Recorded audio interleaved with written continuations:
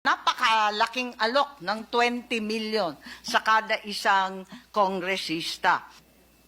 A meeting po yan kung paano kami makikipag-coordinate sa mga congressmen. Sino may-ari ng bahay? Si Speaker Romualdez po. Bahay ni Speaker Romualdez. Yes. Ganon. Si Speaker Romualdez, isa na rin sa nasa likod ng... Pumayag naman po si Speaker. pumayag siya. Pumayag si Speaker. Nasa likuran na rin siya. Natulungan nga kami. Siya rin ay kasama na, nasa likod na rin nagpapatakbo ng PI. Dahil nga, tumulong siya sa inyo, di ba? Yeah, he is helping us. Hindi ba maliwanag? Ha? Hindi ba maliwanag kung bahay ni Speaker siya nagpatawag ng meeting, di talagang Ako po ang- nakikialam si ako po Speaker ang sa People's ako po ang Initiative? There's a developing consensus over here, Madam Chair, that we can compel our resource person, Mr. Oñate, to divulge the names of his donors. 12:30 p.m. pa lang naman, hindi pa naman tayo patapos. He can call his office to get the names. The names must be divulged to this committee this afternoon before we end. Dapat ganun. Oh. Kasi tama, narinig namin yung kay Senator Chis, and I hope Mr. Oñate agrees with Senator Chis. Public, ganun to eh. Public issues. Public issues, wag mahiya yung nag-donate. Oh. Yeah, Mr. Senator, I already disclosed or I already admitted that the bulk of the money came from me. Pero kalahati So lang po you have a partial compliance. We need full compliance. So, Kasi yung mga ibang amount naman, maliliit na. di bali po, ako na po magsusuma total doon sige po. Yung 27.5 million ang ating account po. Sige po. So, what do we do with that matter, Madam Chair? I think we should compel the No, I think we that's should now a compel motion, and yes, we therefore compel Mr. Oñato to produce said documents at the soonest possible time. Yes, Attorney Avisado, please. Oo. Yeah, you have to give me time to talk to them kasi ako naman lang mga kung banggitin ko yung mga pangalan nila, Kasasabi lang po ng minority leader before 2 p.m. sana this afternoon. Magsesesyon pa kami eh. At saka madali naman yun eh. Madam Chair, Naka-record naman yan. may I be allowed to ask a Po. few questions to Mr. Oñate? I'm sorry, Congressman. I think Sa- our rules don't allow resource persons to interpolate po. Okay lang? Okay. But everyone agrees to suspend you. in your case. Thank you, ma'am. Thank you. Mr. Oñate, alam po ninyo yung kahalagahan ng initiative na ito at kakailanganin niyo maraming resources dito. Hindi po biro-biro ito, tama po? Yes, I agree. Yung pagpapapirma lamang po, Mr. Oñate, kakailanganin niyo ang hindi ko kulangin ng 8 milyon para ma-address niyo yung threshold na 12% ng ating total registered voters. Hindi po ba? 12% of our total number of voters is about 8 million. Oo nga po. Ngayon, meron po tayong about 257 legislative districts. Alam po ninyo yun. Kailangan po ninyong masatisfy yung second threshold na 3%. Kaya napilitan kayo, ayaw nyo man siguro, na magpatulong na kayo sa mga representatives ng kani-kanyang distrito. Tama po ba yun? Yes, that's correct. Sapagkat nagiging practical kayo siguro, sapagkat sa inyo lang, siguro kahit na yung et al na ito, ilan po ba kayo? Kahit na siguro 100 kayo, mahihirapan pa rin kayo na pumunta sa iba't ibang dako ng ating kapulungan para magpapirma lang kayo, lalo na kung ipaliliwanag pa ninyo, sapagkat hindi pipirma ang tao kapag hindi nila ganap na naunawaan kung ano ang kanilang pinipirmahan. Yung bahagi ng pagpunta sa kanila, pagpapaliwanag, yun po yung malaking panahon na kakailanganin ninyo. Kaya naisipan ninyong pumunta siguro sa mga miyembro ng House of Representatives. Tama po, Mr. Oñate? Tama po. Pero nakalimutan mo akong puntahan, di ba? Yeah, okay. Kasi hindi ko... Ngayon, dahil wala akong hindi ko district. po kayo kasi... Ngayon, ganito po. Mr. Oñate, meron po ba kayong nalalaman na batas na pinagbabawal po yung ginawa ninyo na makipag-ugnayan sa mga kongresista? Wala naman po kasi yung Teka po, hindi People's po ako Initiative tapos is enshrined in our Constitution, and it is the right of the people to So wala make that pong, initiative. Yun po ang sabi sa akin ng mga lawyer. so wala pong batas na nagbabawal sa inyo, lalong-lalo na po kung kayo nagpapatulong dahil sa paniwala ninyo, ito ay isang bagay na kinakailangan ninyong gawin. So lumapit po kayo, paniwala ninyo na wala namang batas na nagbabawal nito at hindi po kayo makukulong. Tama po. Tama po. Salamat po, Madam Chair. Thank you for all the leading questions. Maraming salamat sa ating kongresista. Napakagaling na abogado para kay Mr. Oñate. Madam Opo. Chair. Gusto ko lang balikan yung ating retrato na nandito sa harap natin. Galing po ito sa cellphone ninyo, January 8. Tama po ba, Mr. Oñate? Oo, tama. And that's in fact you in the picture, that's correct? You confirm that it's You confirm that this is you in the picture? Yes. And you also confirm that it's Speaker Romualdez in the picture? Yes. And it is Congressman Saldico in the picture? Yes, yeah. Can you read the caption, please? Yung caption sa ilalim po. May nakasulat, di ba? That's true. That's correct. Initiative. Tama po ba? Tama po. At maliban sa pagkain, klaro na may mga dokumento sa table. Meeting po to, hindi lang party. Anong pinag-usapan?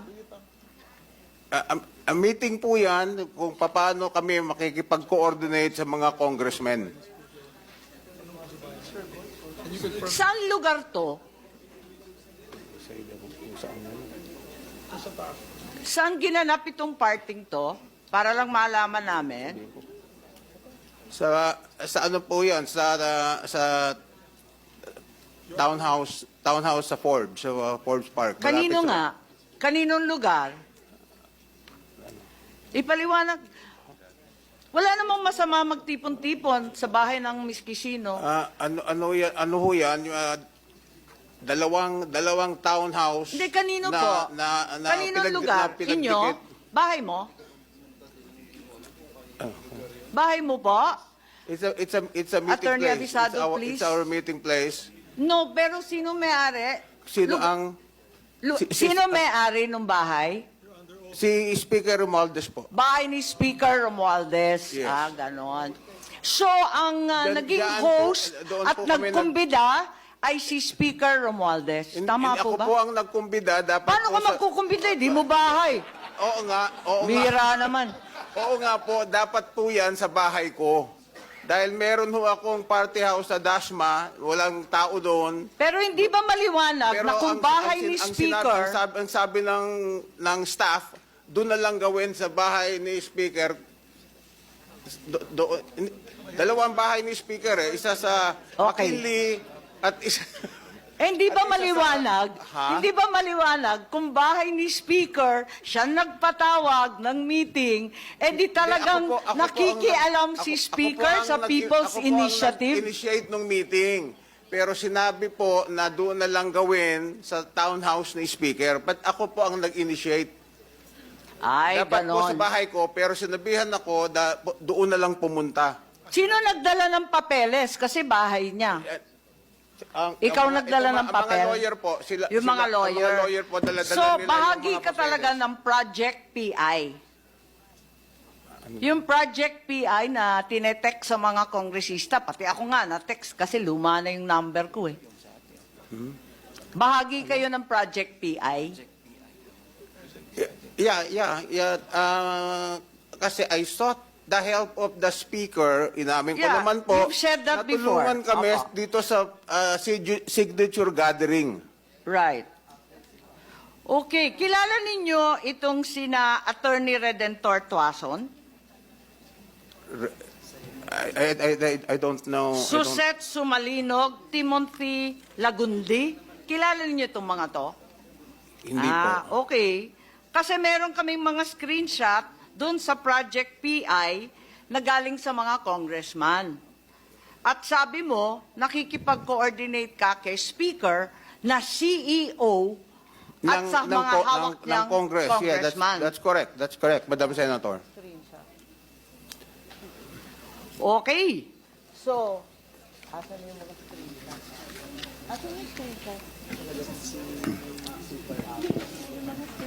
Madam Chair. Madam Chair. Madam Chair.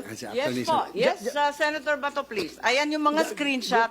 Kasi sabi mo, bahagi ka ng Project PI. Nagtatanong lang ako, baka kilala mo itong mga to. Andito yung mga pangalan. Hindi pala ninyo kilala. Hindi Kasi- ko po kilala. Anong pagkaintindi mo dyan sa message na yan? Pakibasa lang po.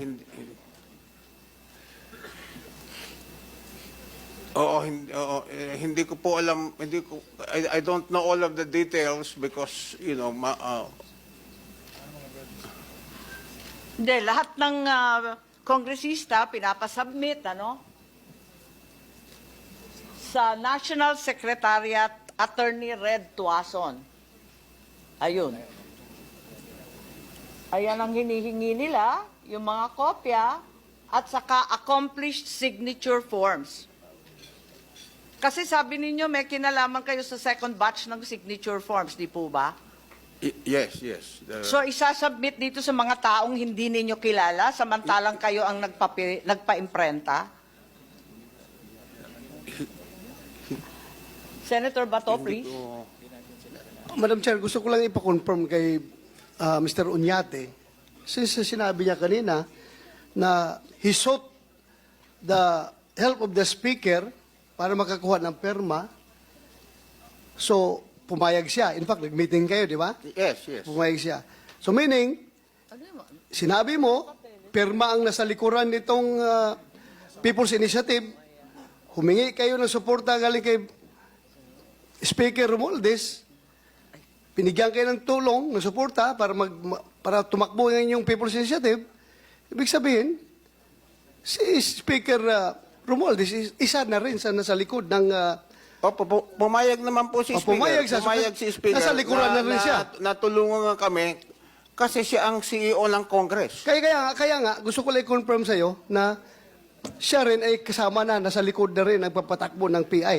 Dahil nga, tumulong siya sa inyo, di ba? Yeah, he is helping us. Thank you. Thank you for that. Thank you for that answer.